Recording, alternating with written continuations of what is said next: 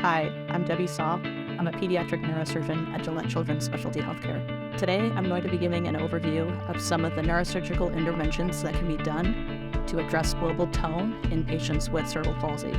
Some of the common neurosurgical procedures that are done for patients with cerebral palsy include shut surgery to treat hydrocephalus, intrathecal baclofen pump surgery for tone control, selective dorsal rhizotomy for global tone management as well, deep rate stimulation for treatment of dystonia, and also ventral dorsal rhizotomy for treatment of hypertonia in terms of both spasticity and dystonia. Selective dorsal rhizotomy, or SDR, is a neurosurgical operation that can permanently reduce muscle tone and eliminate spasticity in the lower extremities in select patients with cerebral palsy. Patients that we think of as being ideal candidates are typically patients who are born early. Oftentimes those patients will have certain findings on their MRIs of the brain, so-called periventricular locomalacia, which represents a little bit of volume loss in certain areas of the brain. The patient should have multi-level lower extremity spasticity, meaning spasticity or high muscle tone in multiple muscle groups in their lower extremities that's affecting their gait. It's also important that the patients have an underlying strength.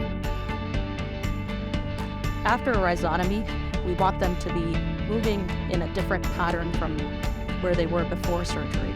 And so usually the ideal candidate is someone who is between the ages of 4 and 8. There's a lot of post-operative therapy and rehab that goes in after a selective dorsal rhizotomy, so they have to be able to cooperate with the therapies because it is a very intensive process.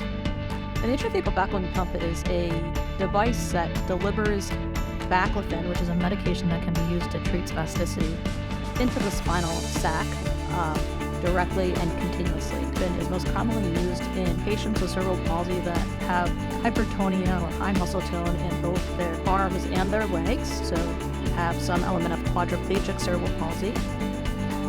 Usually they're not ambulatory, and they can have both spasticity and dystonia. One of the advantages is that it's a fairly straightforward procedure. Surgery itself takes about an hour to do. So the pump can be turned up, and it can be turned down, it can even be turned off. If the effects of the pump are not ideal, then the pump can even be removed in certain circumstances. Selective dorsal rhizotomy and intrathecal baclofen are two tools used to effectively treat global tone.